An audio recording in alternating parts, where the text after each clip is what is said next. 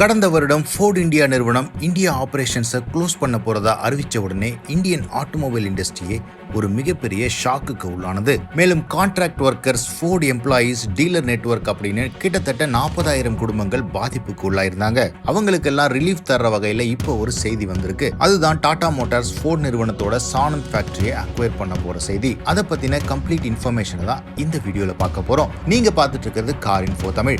கார்கள் பற்றிய அனைத்து தகவல்களையும் உடனுக்குடன் தெரிஞ்சுக்க கார் இன்ஃபோ தமிழ் சேனலுக்கு சப்ஸ்கிரைப் பண்ணுங்க. குஜராத்ல இருக்கிற ஃபோர்ட் நிறுவனத்தோட சானந்த் ஃபேக்டரி டாடா மோட்டார்ஸ் பிளான்ட்டுக்கு மிக அருகிலேயே இருக்கு. டாடா மோட்டார்ஸ் கார்ஸ்க்கு ரீசெண்டா எக்கச்சக்கமான டிமாண்ட் இருக்கிற காரணத்தினால இந்த சானந்த்ல இருக்கிற டாடா மோட்டார்ஸ் பிளான்ட் 24 ஹவர்ஸும் ரன் ஆயிட்டு இருக்கு. அதற்கு அருகாமையிலேயே உள்ள ஃபோர்ட் பிளான்ட்டை யூஸ் பண்றதுக்காக டாடா மோட்டார்ஸ் இந்த முடிவு எடுத்திருக்காங்க. டாடா மோட்டார்ஸும் ஃபோர்ட் நிறுவனமும் சேர்ந்து குஜராத் ஸ்டேட் கவர்மெண்ட்டுக்கு இந்த டிரான்ஸ்ஃபர் ஆஃப் ஓனர்ஷிப்போட அப்ரூவலுக்காக அணுகிருக்கிறதா சொல்றாங்க.